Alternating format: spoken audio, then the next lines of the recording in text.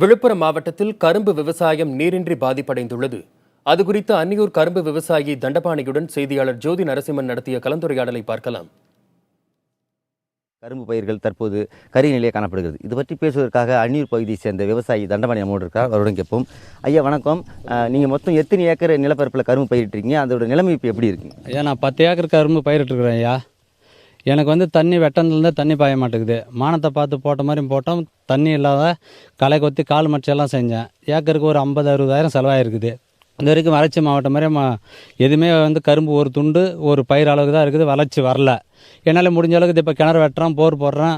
ராத்திரிலேருந்து 1000 அடி போட்டேன். வெட்டு தண்ணி வரல. 1 லட்ச ரூபா நஷ்டம் அடைஞ்சிட்டாயா. அதுலேருந்தே எனக்கு உடம்பு நிலை சரியில்லை. காலையிலேருந்து அதிகமாக இருக்குது. குறிப்பாக இந்த பகுதியில் நீங்கள் மட்டும் இல்லாமல் எவ்வளோ பேர் கரும்பு எந்த அளவில் பயிர் வச்சிருக்காங்க? அவங்களோட நிலைமையில எப்படி இருக்கு? 500 ஏக்கருக்கு மேலே வச்சுருக்குறாங்க ஐயா. அதில் 100ல் ஒரு ஏக்கர் 50 சென்ட் காணி பயிரிடுறவங்க தான் கொஞ்சம் சுமாராக இருக்குது. அதிகமாகலாம் வறட்சி ஆகி போய் எல்லாம் ரொம்ப காஞ்சி போச்சு நிலவரம். குறிப்பாக இப்போ எல்லாருக்கும் கரும்போட நிலுவு தொகை இருக்குது. அது மாதிரி இந்த பகுதியில் எவ்வளோ பேருக்கு எவ்வளோ நிலுவு தொகை பாக்கி இருக்குங்க? 2 வருஷமாகவே கொடுக்கல. எங்களுக்கு நிலுவு தொகை தரேன்னு சொல்லிட்டு 2 வருஷமாகவே கொடுக்கல. அதோட ரொம்ப கஷ்டமாக இருக்குது. கொடுக்க மாட்டுறாங்க. இதே தரேன்னு சொல்கிறாங்க, கரும்பு வெட்டுங்க தரேன்னு சொல்கிறாங்க. போன வருஷம் வெட்டி ஆத்தணும், இந்த வருஷம் வெட்டி ஆத்தணும் தரேன்னு சொன்னாங்க. தரல இது வரைக்கும். குறிப்பாக இந்த பகுதியில் 1000 அடி அளவிற்கு கூட தண்ணீர் போர்வெல் போடப்பட்டு கூட தண்ணீர் கிடைக்கவில்லை என்று கூறுகிறார் விவசாயிகள். அதுமில்லாமல் தங்களுக்கு உரிய நட்டையிடை தமிழக அரசாங்கம் வழங்க வேண்டும் என்று கோரிக்கையை முன்வைக்கிறார்கள். புதிய தலைமுறைக்காக ஒளிப்பதிவாளர் கேசவனுடன் ஜோதி நரசிம்மன்.